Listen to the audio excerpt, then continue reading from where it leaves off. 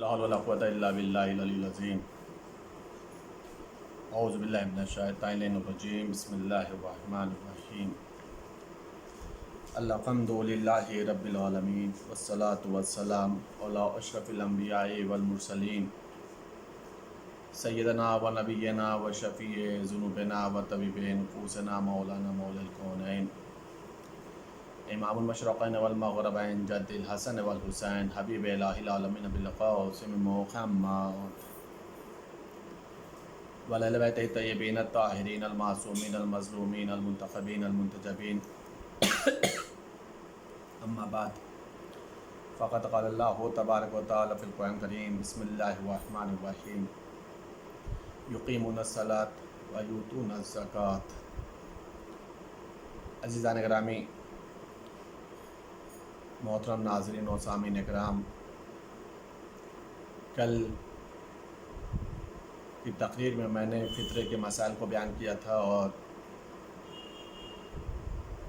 ان مسائلوں کی طرف آپ لوگوں کے متوجہ کیا تھا کہ فطرہ کتنا واجب ہوگا، فطرہ کب واجب ہوگا، فطرہ کب نکالنا ہے، فطرہ کس کے اوپر واجب ہے، فطرہ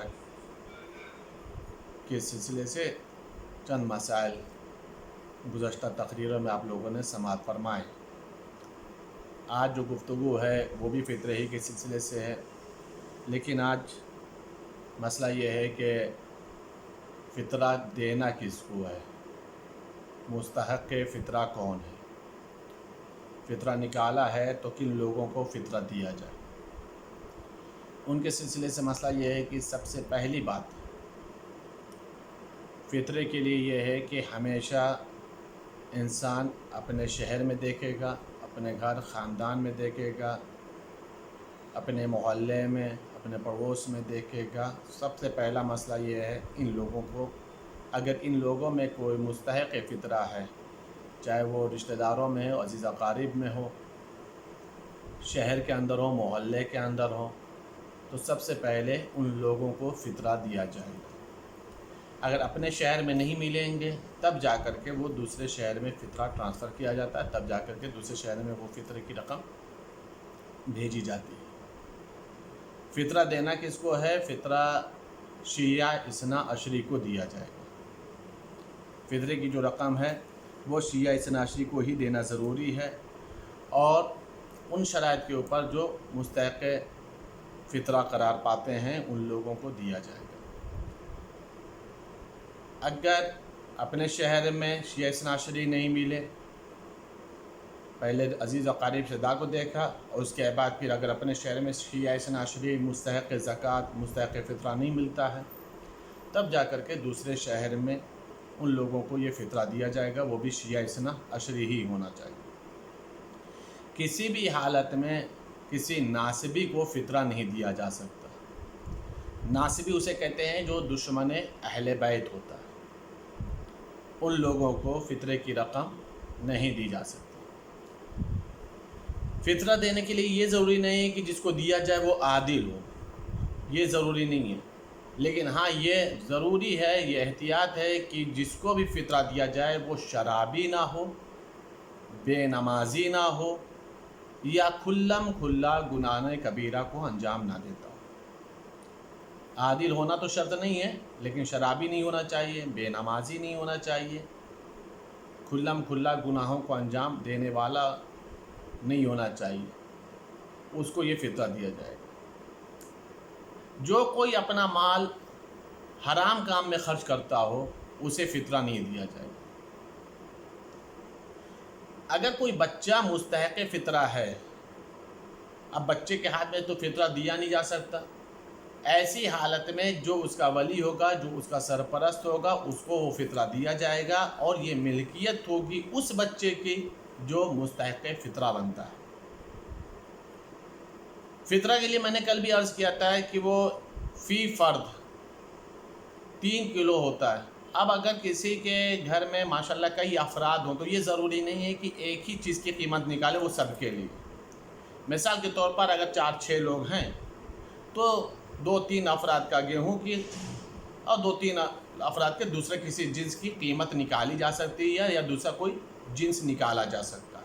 یہ ضروری نہیں کہ جتنے بھی افراد ہیں سب کا ایک ہی جنس یا ایک ہی جنس کی قیمت نکالی جائے، ایک ہی شے کی قیمت نکالی جائے، ایک ہی چیز کی قیمت نکالی جائے، نہیں، چیزوں کے اعتبار سے بٹوارا کیا جا سکتا ہے۔ جس کسی کو بھی فطرہ دیا جائے گا کم سے کم ایک فطرہ دیا جائے گا یا ایک فطرے کی قیمت دی جائے گی۔ زیادہ دینے میں کوئی اشکال نہیں ہے، لیکن کم نہیں دیا جا سکتا۔ جس کسی کو بھی دیں گے کم سے کم ایک فطرہ مکمل دیں گے۔ ایک بات اور میں عرض کر دوں کہ میں یہ کلو کے حساب سے بات کر رہا ہوں، یعنی ایک آدمی کا 3 کلو ہوتا ہے۔ میں قیمت نہیں بتا رہا ہوں کہ کتنی قیمت فطرے میں نکلے گی، اس لیے کہ ہر انسان کو اپنا اپنا اختیار ہے کہ وہ جو چیز جس قیمت کا کھاتا ہے اس حساب سے اس کو وہ فطرہ نکالنا ہوگا۔ اسی لیے میں کسی قیمت کو معین نہیں کر رہا ہوں کہ مثال کے طور پر 75 روپے نکالنے ہیں کہ 100 روپے نکالنے ہیں، یہ نہیں۔ جو انسان جس قیمت کا کھاتا ہے، جس چیز کو کھاتا ہے، اس کے حساب سے وہ 3 کلو کی قیمت نکال دے گا یا 3 کلو وہ شے نکال دے گا۔ فطرہ قربتاً اللہ نکالنا ہوگا۔ فطرے کے لیے قربتاً اللہ کی نیت ہوگی، رضائے پروردگار کے لیے نیت کی جائے گی۔ یہ ہے فطرے کے سلسلے سے مسائل۔ اب فطرہ یہ ہے کہ اگر، چونکہ میں نے کل بھی عرض کیا تھا کہ رمضان مبارک میں فطرہ نہیں ہے یا عید سے پہلے فطرہ نہیں نکلتا، غروب آفتاب سے پہلے فطرہ واجب نہیں ہوتا ہے، تو ظاہر سی بات ہے جب غروب آفتاب سے پہلے فطرہ واجب نہیں ہوگا تو رمضان مبارک میں بھی فطرہ نہیں دے سکتے۔ اب اگر کسی انسان کو ضرورت ہے اور ہمیں اس کی مدد کرنی ہے اور اسی فطرے کے پیسے سے مدد کرنی ہے، تو اس کا شریعت میں ایک طریقہ یہ ہے کہ آپ اسے بطور قرض اتنا پیسہ دے دیں جتنا آپ کا فطرہ بنتا ہے۔ اسی رمضان مبارک میں آپ اسے رمضان مبارک میں قرض کے طور پہ دیتے ہیں، جتنا آپ کا فطرہ بنتا ہے آپ اس کو رمضان مبارک میں اس کی مدد کر دیں، کسی بھی تاریخ میں مدد کر دیں، اور جب فطرہ واجب ہو جائے تو اسی پیسے پر آپ فطرے کی نیت کر سکتے ہیں، وہ آپ کے لیے کافی ہو جائے گا۔ پہلے نہیں نکالیں گے، جب نکالنا ہوگا نیت تب کریں گے، یہ الگ بات ہے۔ جس کو ضرورت ہے اس کو وقت پر وہ پیسہ میسر ہو جائے گا، اسے وہ پیسہ نصیب ہو جائے گا۔ شریعت کے اندر یہ طریقہ بیان کیا گیا ہے تاکہ ہم کسی کی مدد کرنا چاہیں تو عید سے پہلے اس کی مدد کی جا سکتی ہے، چاہے وہ فطرے ہی کے پیسے سے کیوں نہ ہو، فطرے کی ہی رقم سے کیوں نہ ہو۔ ہاں اتنا خیال رہے کہ نیت فطرے کی نہیں کریں گے، اسے قرض دے دیں گے، جب فطرہ واجب ہوگا تب اسی پیسے کے اوپر فطرے کی نیت کر لیں گے، دوبارہ پیسہ نکالنا نہیں ہوگا۔ عزیزان گرامی، یہ وہ فطرے کے مسائل تھے کہ کس کو دینا ہے، کب دینا ہے، کتنا دینا ہے، کس کو نہیں دینا ہے، اور اگر کوئی بچہ ہے تو اسے کس طریقے سے دیا جائے گا۔ یہ وہ سارے کے سارے مسائل ہیں جو فطرہ کے مستحقین ہیں، جن کو فطرہ دیا جاتا ہے۔ عزیزان گرامی، ہماری گفتگو دوسرے مرحلے میں چل رہی ہے قرآن کریم کے پیغامات کے سلسلے سے، قرآن کریم کے قرآن فہمی کے سلسلے سے، قرآنی آیات میں اللہ تبارک و تعالیٰ نے ہم لوگوں کو کیا پیغام دیا ہے، اس پیغام کو سمجھنے کے لیے الحمدللہ کئی آیتوں کے ذریعے سے خداوند عالم کے پیغامات کو میں نے آپ لوگوں تک پہنچانے کی کوشش کی ہے۔ اللہ ان پیغامات پر ہمیں اور آپ سب کو، تمام مومنین کو عمل کرنے کی توفیق عطا فرمائے۔ آج جس آیہ مبارکہ کی تلاوت کرنی ہے اس کا تعلق اطاعت کے سلسلے سے ہے اور اطاعت کے فائدے کے سلسلے سے۔ ہم لوگ اکثر و بیشتر مجلسوں میں، محفلوں میں، تقاریروں میں اطاعت پروردگار، اطاعت رسول، اطاعت اہل بیت کے سلسلے سے گفتگو پڑھا کرتے ہیں، سنا کرتے ہیں۔ قرآن کریم نے اس اطاعت کا ایک بہترین فائدہ بیان کیا ہے، اور یہ جو فائدہ ہے یہ عظیم ترین فائدہ ہے۔ اگر یہ کہا جائے اطاعت کی بنیاد پر جنت مل جائے گی، تو جنت کے مقابلے میں قرآن کریم نے جس آیہ مبارکہ کو میں ابھی پڑھنے والا ہوں، یہ جنت سے بھی بلند ترین فائدہ ہے، اس سے بھی عظیم ترین فائدہ ہے۔ حالانکہ ہے یہ بھی فائدہ جنت ہی کے متعلق، لیکن لفظ جنت محدود ہے، اور جن کے سلسلے سے یہ گفتگو ہو رہی ہے اطاعت کرنے والوں کے سلسلے سے، یہ عظیم ترین فائدہ ہے۔ قرآن کریم کی یہ سورہ نساء کی آیہ مبارکہ ہے، اور اس چھوٹی سی آیہ مبارکہ میں خداوند عالم نے اطاعت پروردگار کرنے والوں کو، اطاعت رسول کرنے والوں کو خوشخبری دی ہے، بشارت عطا فرمائی۔ بسم اللہ الرحمن الرحیم، وَمَن يُطِعِ اللَّهَ وَرَسُولَهُ فَأُولَٰئِكَ مَعَ الَّذِينَ أَنْعَمَ اللَّهُ عَلَيْهِم مِّنَ النَّبِيِّينَ وَالصِّدِّيقِينَ وَالشُّهَدَاءِ وَالصَّالِحِينَ وَحَسُنَ أُولَٰئِكَ رَفِیقًا۔ ارشاد رب العزت ہو رہا ہے، اور جو اللہ اور اس کے رسول کی اطاعت کریں گے وہی تو ان لوگوں کے ساتھ ہوں گے۔ جو اللہ اور رسول کی اطاعت کر رہے ہیں وہ کس کے ساتھ ہوں گے؟ اب اللہ ان کا ذکر کر رہا ہے کہ جن کے اوپر اللہ نے انعام نازل کیا ہے، جن کے اوپر اللہ نے نعمتوں کو نازل کیا ہے۔ اب ان میں کون کون ہے جن پر اللہ نے نعمتوں کو نازل کیا ہے؟ من النبیین، وہ نبیوں میں سے ہیں، پیغمبروں میں سے ہیں، والصدیقین، اور وہ صدیقین میں سے ہیں، والشہداء، اور وہ شہداء میں سے، والصالحین، اور وہ صالحین میں سے، وحسن اولئک رفیقا، اور وہی لوگ رفاقت کے لیے سب سے اچھے ہیں، وہی لوگ سب سے اچھے رفیق لوگ ہیں۔ کل کی تقریر میں نے عرض کیا تھا کہ کچھ لوگوں کا رفیق شیطان ہے۔ آج جو گفتگو ہو رہی ہے یہ ان لوگوں کے رفیق انبیاء میں سے ہیں، صدیقین میں سے ہیں، شہداء میں سے ہیں، اور صالحین میں سے ہیں۔ ظاہر سی بات ہے، دونوں تقریروں کو اگر آپ ملاحظہ فرمائیں گے، سماعت فرمائیں گے، تو اتنا تو فرق سمجھ میں آ جائے گا کہ وہ لوگ کتنے بدترین لوگ ہیں کہ جن کا رفیق شیطان ہو، اور وہ کتنے اچھے لوگ ہیں کہ جن کے رفیق انبیاء، مرسلین، شہداء، صدیقین اور صالحین۔ جن لوگوں کے رفیق نبی ہیں، شہداء ہیں، صدیقین ہیں اور صالحین ہیں، یہ وہ لوگ ہیں جو اللہ اور اس کے رسول کی اطاعت کرنے والے۔ معصوم سے روایت نقل ہوئی اس آیہ مبارکہ کے ذیل میں کہ جو نبیوں سے مراد ہیں وہ پیغمبر اکرم کی ذات ہے، اور جو صدیقین اور شہداء ہیں وہ آل محمد کی ذات ہے، اور جو صالحین ہیں وہ اہل بیت کے مخلص شیعہ افراد ہیں۔ یعنی اللہ رسول کی جو اطاعت کرے گا وہ پیغمبر کا رفیق ہوگا، خاتم النبیین کا۔ جو اللہ اور اس کے رسول کی اطاعت کرے گا وہ اہل بیت کا رفیق ہوگا، اہل بیت اس کے رفیق ہوں گے، اور وہ شیعہ جو مخلص ہیں، خالص شیعہ ہیں، جو صالحین ہیں، ان کے وہ رفیق ہوں گے۔ امام جعفر صادق علیہ السلام نے اس سلسلے سے ایک روایت نقل فرمائی ہے۔ چونکہ یہ روایت اور یہ آیت انسان کو اس بات کے اوپر گامزن کرتی ہے کہ وہ اللہ رسول کی زیادہ سے زیادہ اطاعت کرے، توفیق دے۔ کیوں؟ تاکہ وہ اللہ کے رسول، شہداء، صدیقین اور صالحین کا رفیق بن سکے۔ وہ سوائے اللہ رسول کی اطاعت کے بغیر ممکن نہیں ہے۔ یہ انسان کے اندر حوصلہ پیدا کرتی ہے، یہ آیہ مبارکہ انسان کے اندر یہ قوت دیتی ہے، انسان کے اندر یہ شوق دلاتی ہے کہ وہ یہ امور انجام دے، ایسے اعمال انجام دے کہ جس کا نتیجے میں آیہ مبارکہ کا وہ مصداق بن سکے۔ امام صادق علیہ السلام نے اس آیہ مبارکہ کی تفسیر میں ایک روایت نقل فرمائی ہے۔ مولا امام صادق کہتے یہ ہیں کہ مومن دو طرح کے ہیں، دونوں مومن اچھے ہیں، لیکن اس کے سلسلے سے مولا امام صادق فرما رہے دو طرح کے مومن ہیں۔ ایک مومن وہ ہیں کہ جن کے اندر اللہ رسول کی وہ تمام اطاعتیں پائی جاتی ہیں جس کا اللہ اور رسول نے حکم دیا ہے، جس کا تقاضا کیا ہے، اور ان کے اندر وہ تمام صفات پائی جاتے ہیں، وہ تمام علامتیں پائی جاتی ہیں، وہ تمام نشانیاں پائی جاتی ہیں جو ایک مومن کے اندر ہونا چاہیے۔ مثلا خوف پروردگار، غضب پروردگار، اچھے امور کو انجام دینا، برے کاموں سے اپنے آپ کو بچانا، اپنی زندگی خوف اور امید کے بیچ میں گزارنا، رسول اللہ کی اطاعت کرنا، اہل بیت کے فرما بردار بن کر کے زندہ رہنا۔